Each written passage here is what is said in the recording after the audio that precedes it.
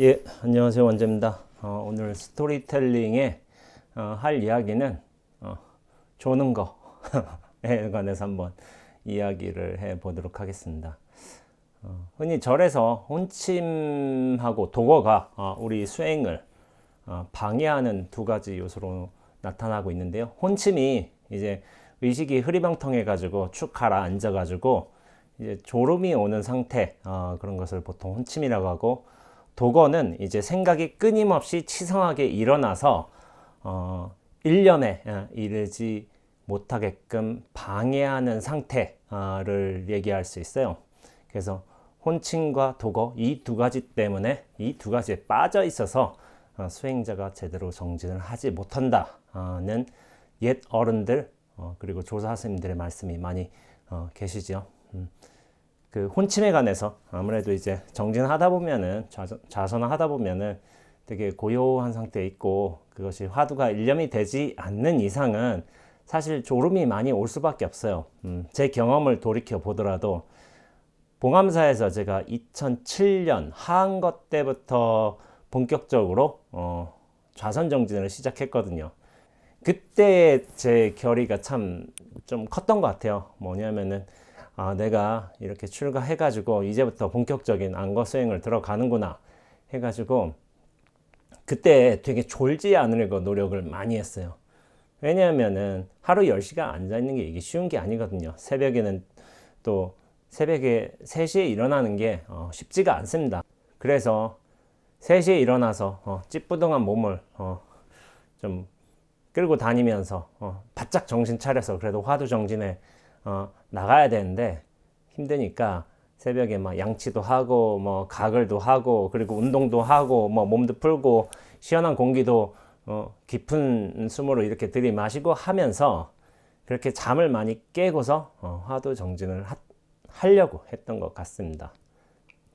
그러나 이 정진이 몸에 익지 않는 이상은 계속 졸릴 수밖에 없는 것이고, 졸지 않으면 또 딴 생각 나고 또 도거 생각에 빠져가지고 거기에서 헤어나지 못하고 지금 또 딴 생각했지 하고서 다시 이제 화두로 돌아가고 고요함으로 돌아가고 그렇게 계속 왔다 갔다 한 것 같아요. 그러니까 정진이 이려하게 잘 된다면은 정말 문제가 없겠지만은 그렇게 잘 되지 못한다면은 혼침 아니면 도거 두 가지에 빠져 있는 경우가 많이 있어요. 근데 아무래도 수행자 입장에서는 우리가 고요하게 앉아있지만 그것이 도거에 빠져 있는지 딴 생각하고 있는지는 사실 알 수가 없잖아요. 근데 알 수 있는 방법은 있기는 해요. 이를테면 우리가 좌선 정진을 할 적에 수인을 하고 있잖아요. 수인 이렇게 법계 정인이라는 수인도 하고 있는데, 이를테면은 도거에 빠졌는지 알 수 있는 방법은 있어요. 그게 뭐냐면은 손가락이 계속 왔다 갔다 해요. 이렇게 하다가 이렇게 막 왔다 갔다 하면은 사실은 딴 생각하고 있는 거야. 딴 생각하고 있는 거. 그래서 그런 것들이 보이기도 해요. 보이기도 하고, 하지만은 일반적으로 이제 도거는 그렇게 생각이 나는 거는 그렇게 보이지는 않죠. 아마 눈을 자세히 본다면 눈알도 왔다 갔다 할 수가 있어요. 그렇지만 그거는 자세히 보기가 힘들고, 이렇게 정진, 경책을 하시는 분들이 이렇게 지나가면서 딱 보면은 손이 이렇게 움직이고 있다. 그러면 이제 도거에 빠진 상태죠. 그러나 혼침은 일반적으로 더 크게 보이죠. 왜냐면 조는 거니까, 졸고 이러고 있으니까. 이거 뭐 깊은 혼침에 빠져 있으면 졸고 있는 모습이 당연히 눈에 보일 수가 있고, 아니면은 좋은 것도 아니지만 그렇다고 일념에 들어간 것도 아니지만 미세하게 의식이 흐리멍텅한 상태로 지속되는 경우도 있어요. 그것을 뭐 미세한 혼침 뭐 이렇게 부르기도 하는 것 같은데, 저는 그런 건 잘 모르고요. 결국에 이제 혼침과 도거 이것 때문에 수행에 굉장히 큰 장애가 오는 건 사실이죠. 근데 겉으로 드러날 수 있는 분명한 모습이 사실 혼침, 조는 거다 보니까 이 졸음에서 어떻게든 벗어나려고 저도 굉장히 안간 애를 썼던 것 같아요. 그래서 막 중간에 막 운동도 하고 몸도 풀고 숨쉬기도 하고 최대한 안 졸려고. 예전에 뭐 졸지 않으려고 막 무릎팍 꼬집는 거는 사실은 되게 흔한 일이었고, 뭐 이제 막 누르기도 하고 막 그러기도 했단 말이에요. 그러다가 영 너무 졸리면은 어떻게 하냐면은 그 좌선하는 자리에서 일어나 있을 수도 있어요. 일어나서 일어나면 아무래도 졸음이 좀 덜하겠죠. 덜하고 이렇게 하다가 다시 졸음이 깨면 다시 앉아서 정진하고 그렇게 해도 괜찮습니다. 그리고 예스님들 같은 경우 약간 이건 무슨 무용담처럼 전해 내려온 얘기지만은 워낙 이제 졸고 있으니까 여기다 뾰족한 뭐 대나무라든지 그런 걸 딱 대가지고 너무 졸음이 심해서 이렇게 대나무 딱 꽂고서 정진하려는 분도 있었다고 해요. 근데 이게 졸면은 턱이 내려가면 이렇게 찔리잖아요. 그러니까 정말 그런 식으로 노력을 하신 거죠. 근데 이게 누가 어떤 어른쌤이 그런 말 해요. 사람이 참 영민하다고, 영특하다고. 이렇게 하면 좋으니까, 또 찔리니까, 이제는 그렇게 안 준다, 이거. 이렇게 안 줄고, 이제는 옆으로 이렇게 준다, 이거예요. 사람이. 그렇게 적응을 한다고, 그런 말씀을 하셔서, 듣던 우리가 되게 웃었던 적이 있어요. 그쵸. 예전에 뭐 또 다른 어르신 같은 경우도 워낙 많이 졸고 있으니까, 졸지 않으려고 애를 쓰신 거야. 이렇게 머리 위에다가 바루를 이렇게 올려 놓으셨다고요. 바루를.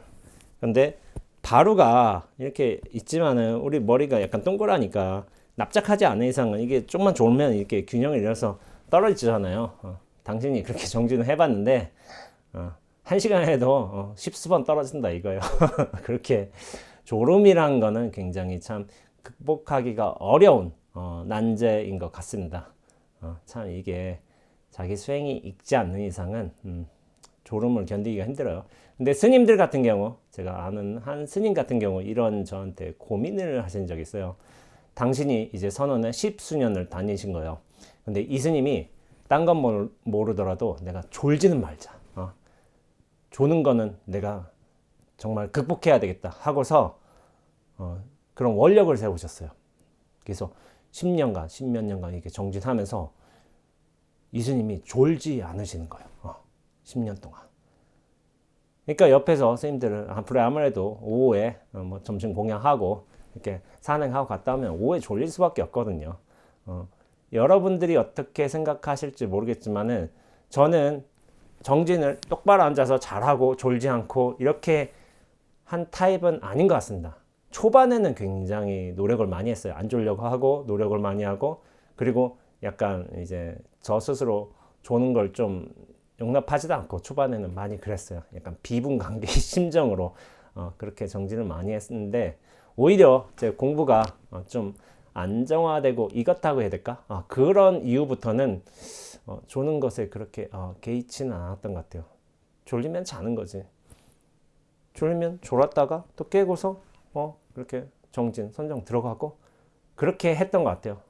근데 예전에는 저도 그렇게 안 졸려고 어떻게든 졸음에 빠지지 않으려고 그렇게 노력을 했던 것 같습니다. 이 스님께서는 이 대단한 결의를 하신 거예요. 그래서 10수년간 이제 선원에 다니면서 용맹정진도 많이 하시고 그러면서 새벽이든 저녁이든 딱 이제 흔들리지 않고 이렇게 정진을 하신다는 거예요.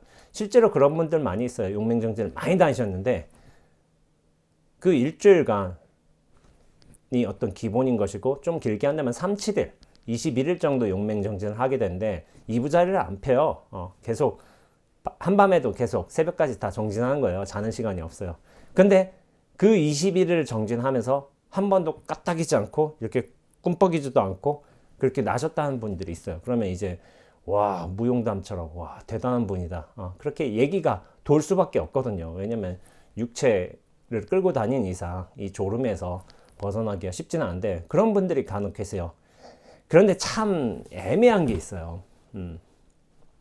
이렇게 10수년간 졸지 않고 똑바로 된 모습으로 그런 자세로서 정진을 하신 스님께서 고민을 상담하신 게 정작 20몇 안과 10수년간 정진을 하면서 그렇게 했지만은 당신의 살림이 없다는 거예요. 없다는 거. 아무리 봐도 내가 공부된 게 없고 근데 졸지 않으려고 그렇게 자세를 유지하려고 노력은 했지만은 그 노력과 별개로 내 살림은 없다는 거예요.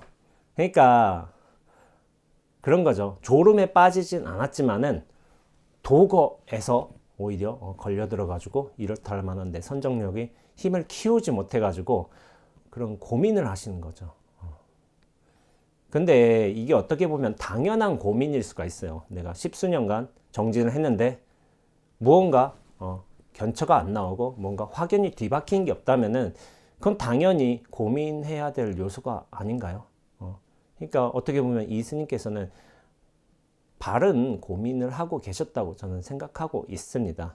비단 제가 하는 얘기가 아니라 옛 어른 스님들께서도 많이 말씀하셨어요. 이 공부 10년 안에 좀 큰 줄기는 걷어내야 돼요.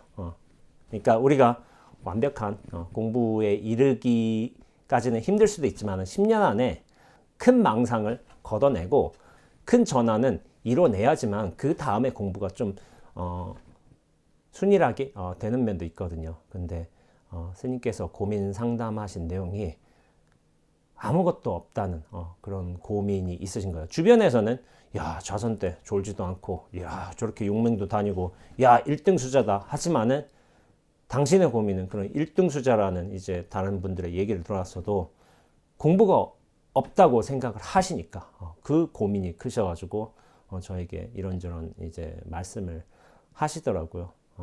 제가 한번 중국 원나라 시대 고봉원묘 스님이라고 계세요. 이제 선요라는 이제 책을 저술을 하셨는데 그 선요에서 제가 이 혼침과 도거에 대해서 한번 이렇게 쓰신 부분을 말씀드려 볼게요. 형제들이여 그대들은 10년, 20년을 풀을 헤치고 바람을 뚫고 수행해 왔지만 아직 불성을 보지 못하고 있다. 그대들은 혼침과 도거의 그물에 갇혀 있기 때문이라고 버릇처럼 말한다. 그러면서도 이 혼침 도거라는 네 글자를 짓는 당체가 곧 불성인 것을 알지 못하고 있다라고 이제 선요에서 쓰셨는데요. 근데 여기서 원묘스님이 고봉원묘스님이 이 말씀하신 거예요. 혼침과 도거가 이거를 짓는 당체 본체가 뭐냐면은 곧 불성인 것을 알지 못하는구나 이런 말씀을 하신 거예요. 혼침과 도거는 빠지지 말아야죠. 근데 그걸 짓는 게 불성인 거예요. 불성. 부처의 성품에서 발현한 일들이라는 거예요. 이거를 알지 못하는구나. 이게 참 어려운 거예요. 어려운 거. 제가 그래서 어록을 보면서 조금 독특하게 참 재밌게 봤던 이 혼침과 관련된 도거와 관련된 부분이 있어요. 임재어록이 임재어록인데 김태한 선생님께서 역조하신 거죠. 여기서 임재어록에서 43페이지에 좌선과 망상이라는 글이 있어요. 제가 여기에 관해서 한번 언급해 보겠습니다. 임재가 승당에서 졸고 있는데 황벽이 내려와서 보고는 주장자로 선상의 모서리를 한번 쳤다. 승당이란 게 뭐냐면은 스님들이 좌선하는데요. 좌선. 근데 임재 스님이 졸고 있는 거죠. 그러니까 선상이란 게 그 앉는 의자를 뜻하거든요. 그 의자를 툭 친 거예요. 졸고 있으니까.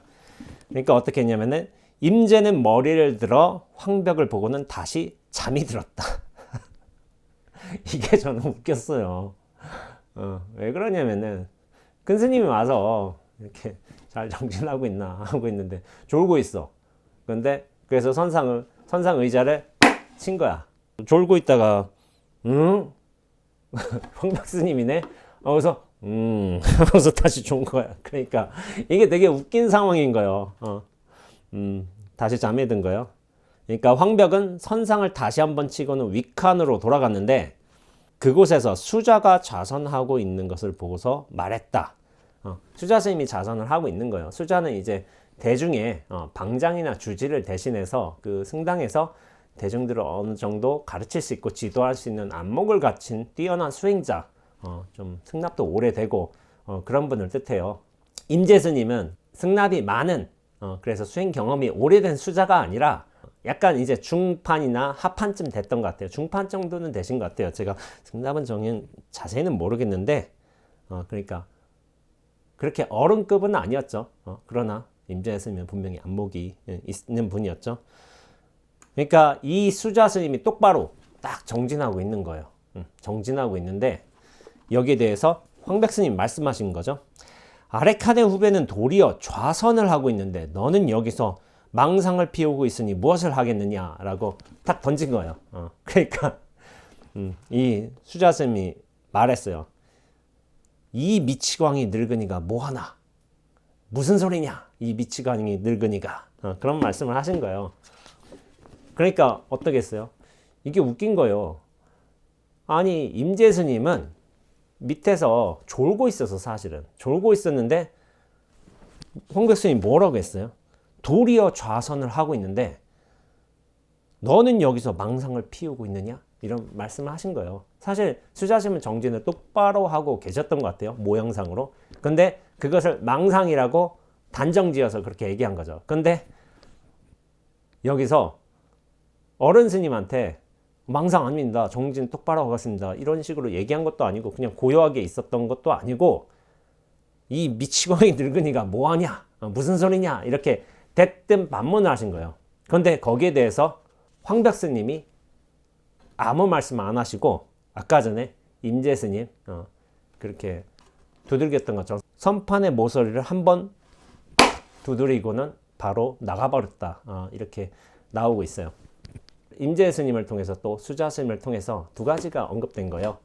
혼침 그리고 도거. 도거인데 이 일화가 이 이야기가 되게 재밌는 거예요. 후대에 위상과 앙산 스님이 이 임재 스님의 혼침과 수자 스님의 도거에 관해서 이야기를 했어요. 위산 스님이 물은 거죠. 앙산 스님에게 황벽의 뜻이 어떠하냐 하니까 앙산이 말했다. 하나의 주사위로 두 번 다 이겼습니다. 이게 또 참 재밌는 비유예요. 이것을 어떻게 해석해야 되느냐. 이건 분명히 자기의 안목만큼 저는 해석할 수 있다고 생각을 하고 있어요. 여기도 그렇죠. 혼침에 빠져 있는데 계속 졸고 있어. 일반적으로 큰 스님이 와서 그렇단 말이에요. 이렇게 졸고 있는 상태에서 이렇게 치면은 딱 계속 다시 자세를 바로 잡고서 정진하는 자세를 취하는 게 사실 맞잖아요. 이게 일반적으로. 근데 임재스님은 그러지 않았어요. 그리고 황벽스님이 그렇게 수자에게 망상을 피우고 있느냐 한다면은 그냥 고요하게 그냥 대꾸 않고 가만히 있는 게 오히려 어른으로서의 모습인데 황벽스님 어른을 더 욕하고 있는 거예요. 이 늙은이가 무슨 소리냐 했는데 이거에 관해서 정말 자신의 공부가 살림이 분명하다면 저는 이 부분을 해석할 수 있다고 생각을 해요. 해석한다기보다는 왜 이런 상황이 벌어졌는지를 충분히 납득하고 남에게도 설명할 수 있다고 저는 생각을 하고 있습니다. 여기에 관해서 제가 이 이야기를 한번 읽어보죠.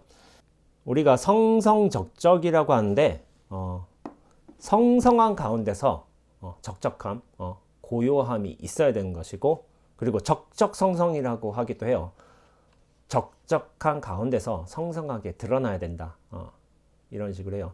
성적이 그렇게 동일하게 균일하게 그렇게 잘 맞아 들어갔다면은 그것은 그렇게 된다면 우리가 혼침에도 빠지지 않고 도거에도 물들지 않게 되죠.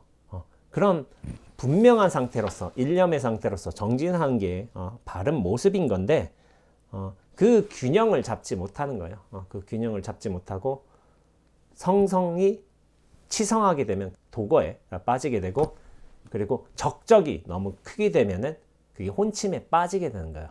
그러니까 이것이 온전한 균형 상태를 맞을 적에 그 상태를 제가 굳이 단어로서 표현한다면은 명백함이라고 이야기를 합니다.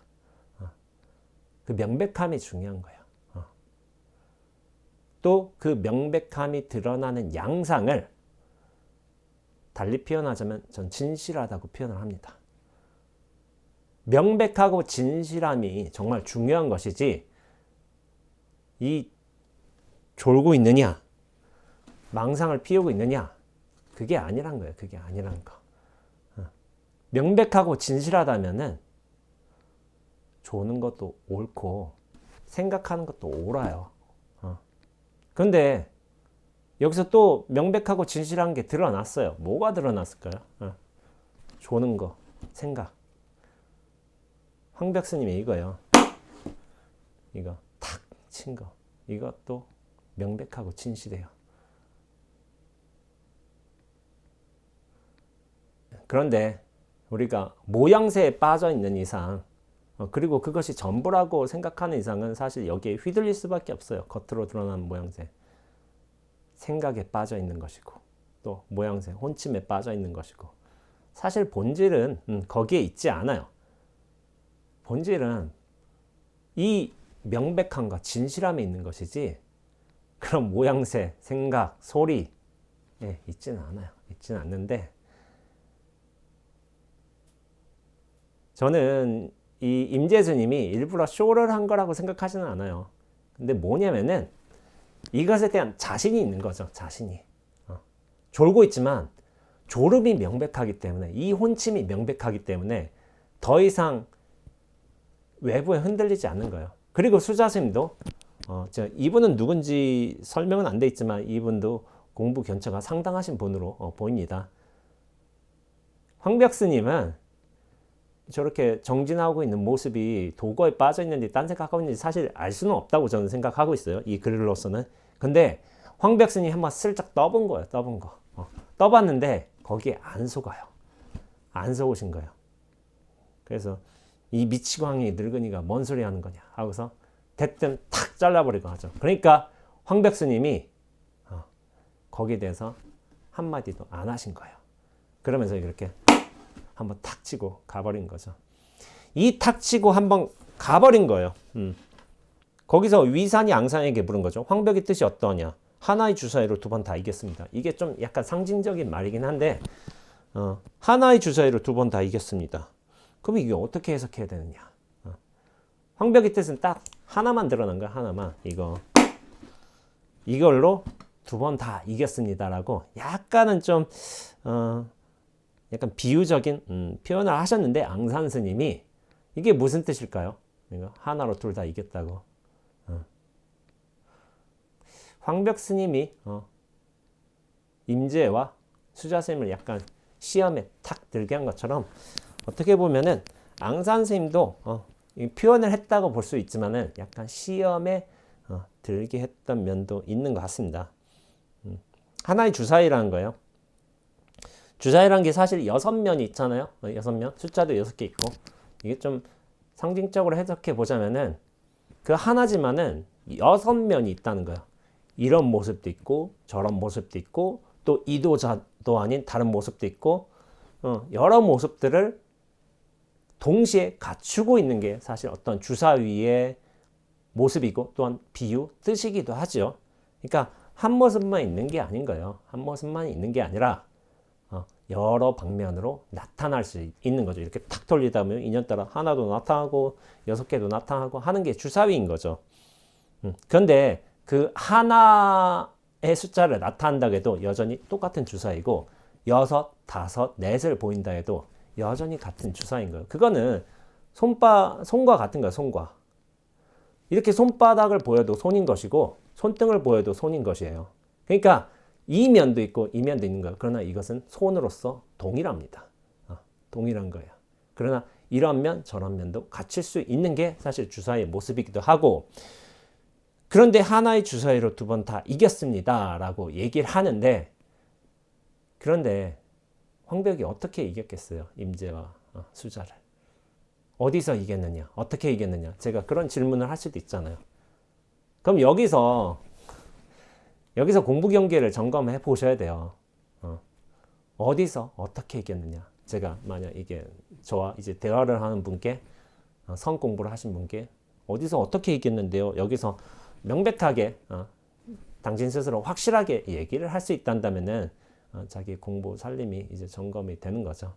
여기에 대해서 제가 설명 이전에 한마디 할 줄 알아야 돼요. 제가 뭐 결론적으로 말씀드리자면은 애초에 이긴 적이 없어요. 황벽이 이긴 것도 아니고 임재와 수자가 진 것도 아니에요.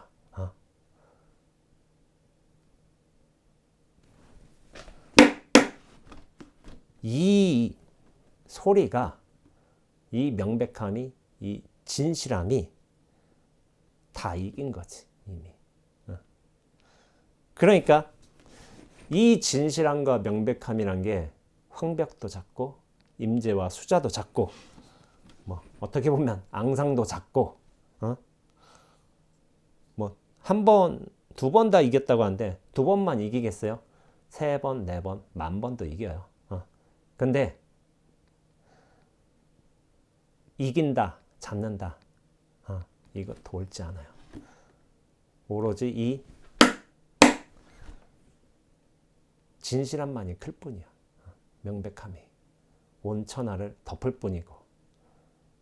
그렇다면 더 이상 누가 이긴다, 진다, 존다, 졸지 않는다, 망상에 빠진다, 일념으로서 정진한다, 그런 모양 형식에도 속지 않습니다. 왜냐하면 그 모든 일들이 명백하게 진실함으로써 드러난 일들이 되어 버리니까요. 그런데 제가 누누이 말씀드리지만은 이것은 이해 영역이 아니에요. 이해. 제가 이렇게 말로써 이해를 시키려고 하고 있지만은 자기 스스로 그렇게 명백함과 진실함으로 확인이 된다면은 더 이상 이해도 필요치 않아요. 이해돼도 분명한 것이고 설사 모른다 해도 분명한 거예요. 이 분명함만이 남는다니까요. 해서 이 도라는 것은 알고 모름에 관여되지 않는다고 조주 스님께서 말씀하셨어요. 왜냐하면 알아도 분명하고 몰라도 분명한 거예요. 이 분명함이 내가 머리로서 이해하는 게 아니라 이 어떤 가슴에서 확 나와서 온 세상을 눈앞으로서 그렇게 분명하게 품을 수 있다면은 더 이상 개별의 일들, 시비의 일들, 분별의 일들, 설마 망상의 일과 혼침의 일이라고 해도 거기에 흔들리지 않습니다. 흔들리는 내가 있어서 뭐 그런 것을 판단해서 그런 게 아니라 이 전체의 시선으로서 눈앞의 일로서 그렇게 분명함의 일로서 전환이 됐기 때문이에요. 이걸 분명하게 볼 줄 알아야 돼요. 좌선과 명상이라고 이렇게 임재어록에 이런 부분에 나와 있지만은 우리가 분별의 관념으로서 보면은 분명히 임재가 잘못하고 수자가 저 어른한테 욕을 하고 이렇게 했지만은 이것들이 사실은 우리를 깨우치게 하기 위해서 당신들께서 보여주는 이제 쇼인 거예요. 쇼인데 쇼는 그 본뜻을 알아야 되는 거예요. 본뜻을. 여기에 속지 마시고 이 세 어른들께서 보여주시는 선문답을 우리가 바로 알아야 되겠죠. 위산앙산. 뭐 이렇게 해석할 수도 있어요. 위산앙산도 결국에는 저는 앙산 스님도 약간의 이제 함정을 파 놓았다고 생각하고 있습니다. 뭐 이겼다고 하나라고 두 번이라고. 그러나 이 두 번은 결코 숫자로서의 두 번이 아닌 거예요. 앞서 말씀드렸다시피 이 한 번, 이 눈앞, 이 전체성이 분명하다면은 그 모두를 잡습니다. 근데 말로써 잡는다, 이긴다라고 얘기하지만은 그 잡혀진 모습으로서, 드러난 모습으로서 진실하고 명백하기 때문에 애초부터 잡힐 것도 없고 이길 것도 없어요. 그 진실함만이 온 삼천대천 세계의 어떤 충만한 일 뿐인 거죠. 선어록 보는 게 그래요. 선어록은 자신이 어떤 분별 관념 그런 것들로 해서 이렇게 해석하고 저렇게 본다 이렇게 보는 건 옳지 않고 눈앞에 전체적인 시선으로 어떤 분별 관념 없는 텅 빈 마음으로서 봐야지만 그 모습들이 이런 분별의 모습들이 의도들도 잘 드러나게 되어 있습니다. 그래서 해석하려고 하지 말고 안목으로 봐야 돼요. 안목으로. 제가 예전에 어떤 스님에게 후배 스님에게 이런 말씀을 드린 적도 있는데 견해로 보지 말고 안목으로 보라고. 근데 견해로 보게 되면 이 글자나 행동이나 모습이나 그런 거에 다 속아요. 그러나 안목으로 보게 되면 참 이 선배 스님들께서 이렇게 자비하게 당신들의 방편을 이렇게 여러 방식으로 쓰셨구나 하는 것을 느끼게 되는 경우도 좀 많은 것 같습니다. 예. 임재호록 제가 이번에 뭐 영상 찍으면서 좀 봤는데 참 대단하셔요. 대단하시고 참 명쾌하시고 호탕하시고 그래요. 그래서 앞으로도 임재어록에서 제가 예전에 몇 차례 본 어록이지만은 굉장히 좋아요. 좋아하고 좀 시원시원하시거든요. 임재스님이. 그래서 앞으로도 한번 언급하면서 이렇게 하나하나 어록에 있는 경우들 그런 경우를 한번 언급해 보는 것도 나쁘지 않겠다는 생각을 하게 됩니다. 우리가 혼침과 도걸에 빠져 있기도 하지만은 사실은 이 눈앞으로 전체로 돌아온다면 혼침도 진실하고 도거, 이 망상, 들끓음도 진실해요. 그러나 나에게 갇혀 있는 상태에서 혼침이나 도거의 모습하고 그것을 벗어나서 이 전체성으로 눈앞으로 돌아갈 때 혼침과 도거는 달라요. 다르기 때문에 어떻게 보면 이런 말도 할 수 있는 거죠. 혼침과 도거에서 어떻게든 벗어나려고 우리가 노력하면서 수행하기도 하지만은 나중에는 혼침과 도거를 이마저도 진실함으로 누릴 수 있는 상태가 분명히 있기도 합니다. 근데 이전의 혼침과 도거와는 확연히 차이가 납니다. 예, 오늘 뭐 조는 거로부터 시작해가지고 이렇게 뭐 좌선과 명상, 임재어록에 그리고 혼침과 도거에 관해서 다뤄봤는데 앞으로 제가 어떻게 할지는 모르겠지만 어록들을 좀 한번 다뤄보면서 일상적인 이야기들, 일상적인 경우를 이렇게 한번 소개해 가면서 한번 얘기해 보는 게 재밌을 거라는 생각이 들어서 좀 이야기거리들을 좀 모아보고 있어요. 정리하고 있는데 하나하나 뭐 이렇게 한번 해보는 걸로 하죠. 예, 다음 영상 때 또 뵙도록 하겠습니다. 예.